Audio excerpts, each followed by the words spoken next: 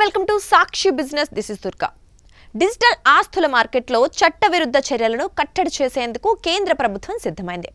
భారతదేశ ఆర్థిక నిఘా విభాగం క్రిప్టో కరెన్సీ ఎక్స్చేంజీల కోసం కఠినమైన కొత్త anti money laundering know your customer ప్రోటోకాల్లను తీసుకొచ్చింది. వీటిలో ఆన్ బోర్డింగ్ ప్రక్రియ టైంలోనే తప్పనిసరి లైవ్నెస్ డిటెక్షన్, జియో ట్యాగింగ్ వంటివి తీసుకొచ్చింది. ఇక ఈ నెల 8వ తేదీనే కొత్త మార్గదర్శకాలను జారీ చేసింది. అక్రమ నగదు బదిలీ కోసం క్రిప్టో కరెన్సీని ఉపయోగిస్తున్నారని, దీన్ని కట్టడి చేయాలనే లక్ష్యంతోనే ఈ మేరకు నిబంధనలు కఠినతరం చేసినట్లు తెలుస్తోంది.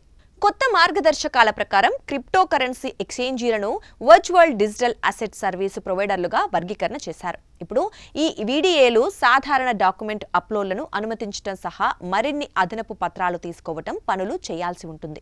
వినియోగదారులు తమ ఉనికిని ధృవీకరించే లైవ్ సెల్ఫీ తీసుకోవాల్సి ఉంటుంది. సాధారణంగా కళ్ళు రెప్పవేయటం లేదా తల కదలిక ద్వారా స్టాటిక్ ఫోటోలు లేదా డీప్ ఫేక్ వీడియోల వినియోగాన్ని ఇది నిరోధించడంలో సాయపడుతుందని కేంద్రం చెబుతోంది.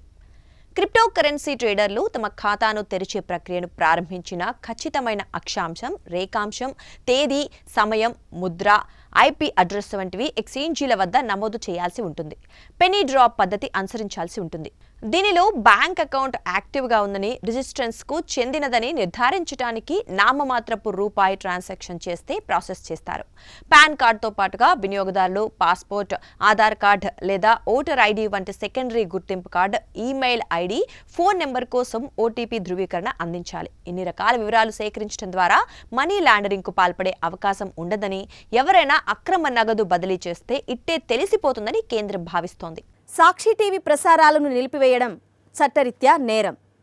సాక్షి టీవీ ప్రసారాల కోసం మీ స్థానిక కేబుల్ ఆపరేటర్ని వెంటనే సంప్రదించండి. డిటిహెచ్లో, ఇంటర్నెట్లో కూడా సాక్షి టీవీ ప్రసారాలను వీక్షించవచ్చు.